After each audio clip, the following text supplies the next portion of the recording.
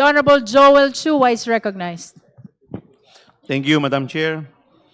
Madam Chair, the committee has received a letter dated March 5, 2026 on even date from Honorable Chel Jokno, where he moved that subpoena duces tecum be issued for the following. Number one, duly certified copies of all the records of the NBI's investigation into the threats made by Vice President Sara Duterte against President Ferdinand Bongbong Romualdez Marcos Jr., First Lady Marie Luis Lisa Cacho Araneta Marcos, former Speaker of the House Ferdinand Martin Gomez Romualdez Sr., and certified true copies of all documents and photographs gathered in the course of the above-mentioned investigation.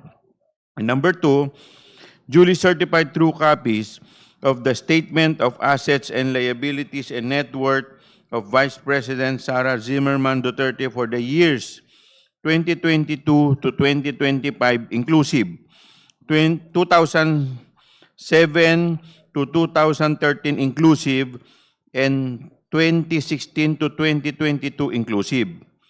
Madam Chair, considering that the requested documents are relevant and material to the impeachment proceeding, I so move that subpoena duces tecum be issued pursuant to the letter dated March 5, 2026. So move, Madam Chair. There is a motion to issue subpoena duces tecum to the NBI with respect to the records of its investigation into the threats made by Vice President Sara Z. Duterte against President Ferdinand Bongbong Marcos Jr., First Lady Marie Luis Lisa Araneta, and former Speaker Ferdinand Martin Romualdez, as well as the certified copies, true copies of all documents and photographs gathered in the course of the above-mentioned investigation. Similar motion is made with respect to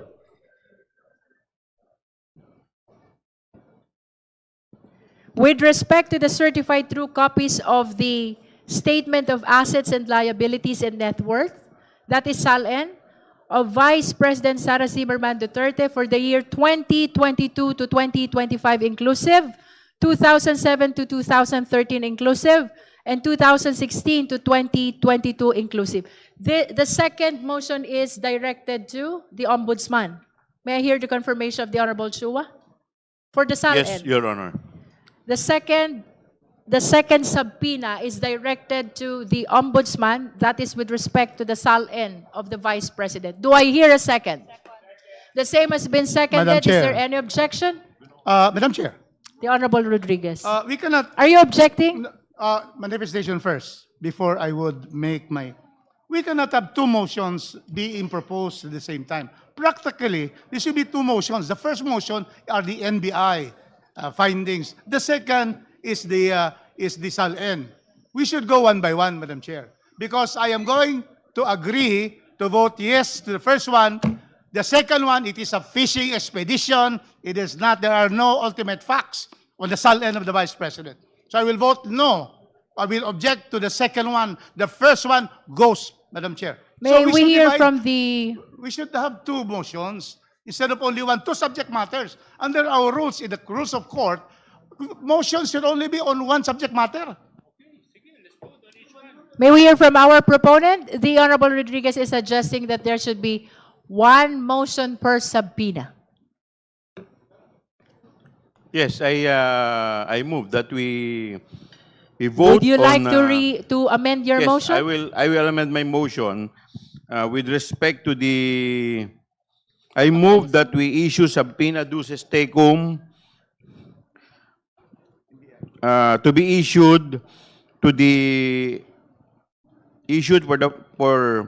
the duly certified copies of all the records of the NBI's investigation into the threat made by the Vice President Sara Duterte against President Ferdinand Bongbong Marcos, and certified true copies of all documents and photographs gathered in the course of the above-mentioned investigation. And so move, Madam Chair. There is a motion to issue a subpoena to the National Bureau of Investigation with respect to the records of investigation of threats made by the Vice President to the President, to First Lady, and to the former Speaker. Do I hear a second? The same has been seconded. Is there any objection? Hearing none, the motion is approved. The committee secretary is directed to issue the necessary subpoena. The Honorable Chua. Madam Chair, with respect to the second subpoena, I move that we issue subpoena duces tecum to the Office of the Ombudsman for the issuance of the duly certified true copies of the Statement of Assets and Liabilities and Net Worths of the Vice President Sara Zimmerman Duterte for the years 2022 to 2025 inclusive, 2007 to 2013 inclusive, and 2016 to 2022 inclusive. So move, Madam Chair. There is a motion for issuance of subpoena to the Ombudsman with respect to the salin of the Vice President from 2022 to 2025, 2007 to 2013, 2016 to 2022. The same has been seconded. Is there any objection? Madam Chair. Is that an objection, I Honorable object. Rodriguez? I object. This is now a clear fishing expedition against the Vice President. Thank you. Considering that the motion has been objected to, we shall proceed to divide the House. Justice members, please be ready to vote. Those who are in favor of the motion for issuance of subpoena to the Ombudsman for the production of salins from 2022 to 2025, 2007 to 2013, and 2016 to 2022. Please raise your right hand.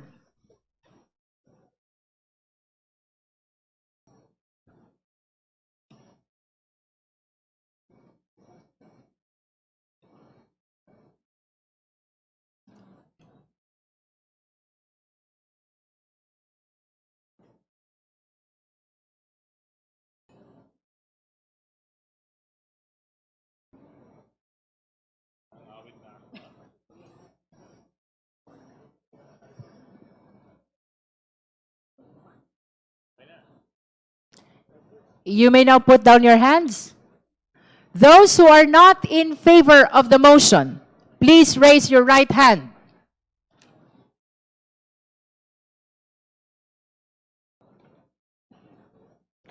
You may put down your hand, Honorable Rodriguez. Those who abstain, please raise your right hand. That concludes the voting. Secretariat, the result, please.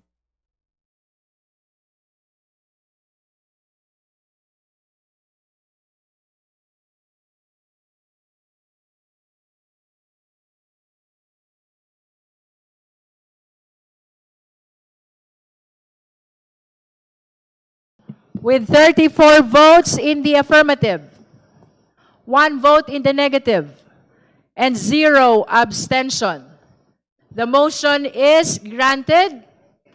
The committee is directed to issue subpoena duces tecum to the Ombudsman for the production of the salin of the Vice President corresponding to the period of 2022 to 2025, 2007 to 2013, and 2016 to 2022. So ordered.